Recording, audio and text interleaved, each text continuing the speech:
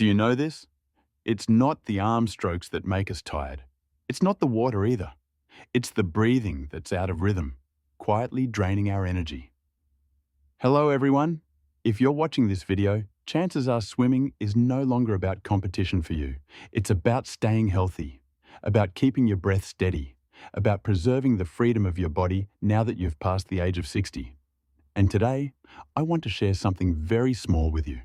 Something that can completely change how swimming feels for you. How you breathe during each arm stroke. You don't need to swim faster.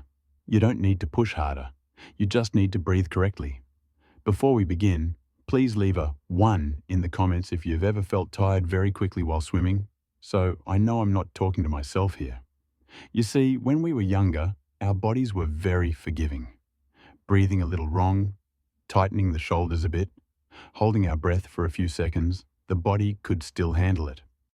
But after 60, the body no longer overlooks those habits. It responds immediately.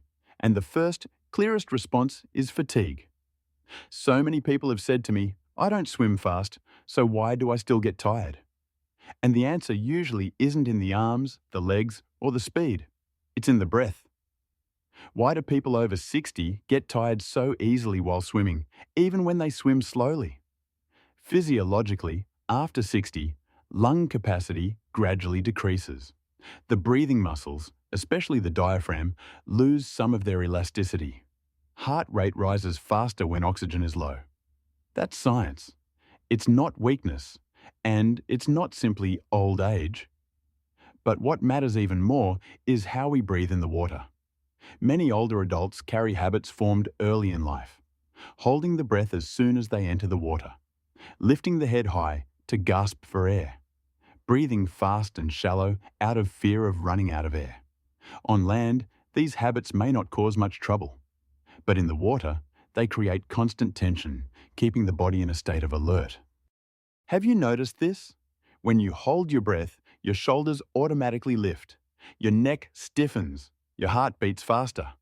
That's a survival reflex. And when that reflex repeats with every single arm stroke, even slow swimming becomes unnecessarily exhausting.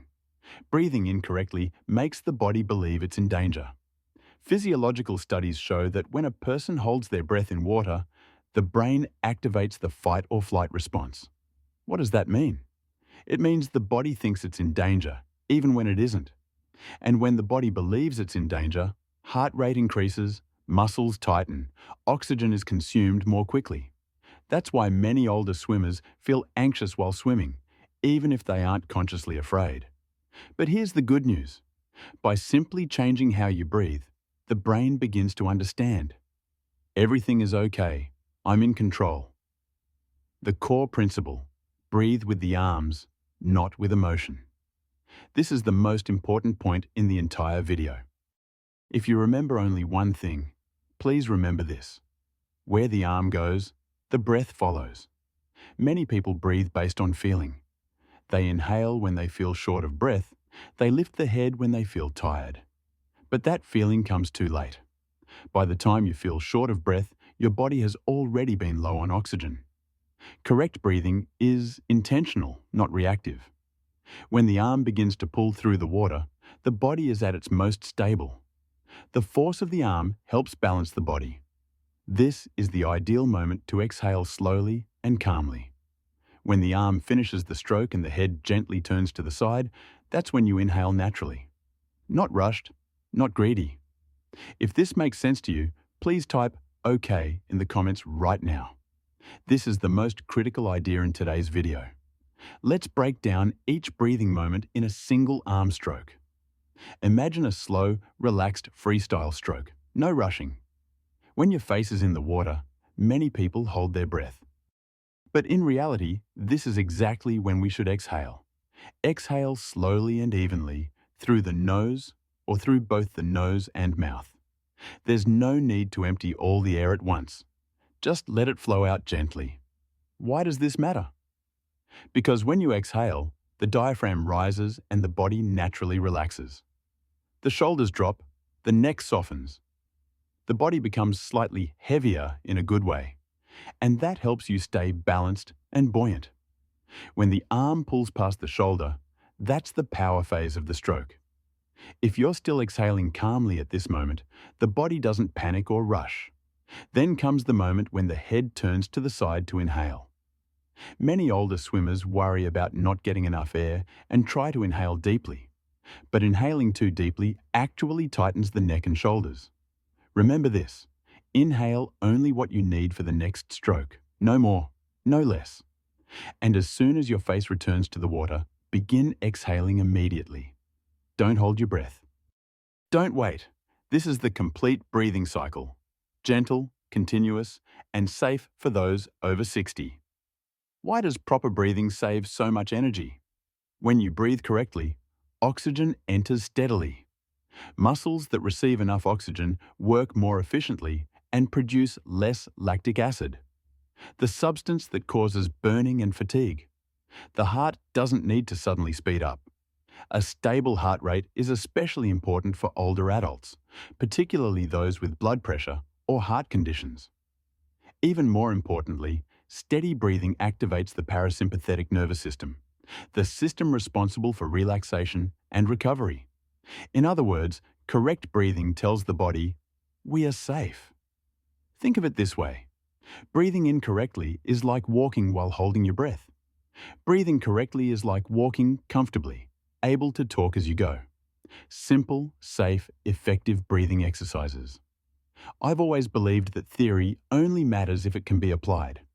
One very simple exercise is standing by the pool wall. Hold the wall with one hand. Put your face in the water and exhale slowly. Then turn your head to the side and inhale. No swimming required, just breathing. This helps the brain relearn the feeling of controlled breathing in water. Another exercise is slow swimming with one arm while the other arm stays extended in front. Using one arm allows you to clearly feel how breathing aligns with each stroke. And a wonderful exercise for people over 60 is counting strokes and breaths. For example, 2 strokes per inhale. This creates a steady rhythm, like a slow piece of music beneath the water. Mistakes to avoid, especially at this age. I want to say this very gently. Don't lift your head too high to breathe. The water is not your enemy. Just turn your head enough. Don't breathe rapidly out of fear. Fear usually comes from a lack of control, and correct breathing restores control. And most importantly, don't compare yourself to younger swimmers. Every age has its own rhythm. Swimming at 60 is about moving slower and deeper, not faster. My friends, swimming after 60 is no longer about complicated technique. It's about breathing, about listening to your body, and about being kind to yourself. When you breathe correctly with each stroke, the water stops being a place of struggle and becomes a place of lightness, calm, and strength, both physically and mentally. If this video has given you a new perspective, please subscribe to Vital Health Hub, where we share ways to live healthier, deeper, and more peacefully in this stage of life. Thank you for spending this time with me. I'll see you in the next video.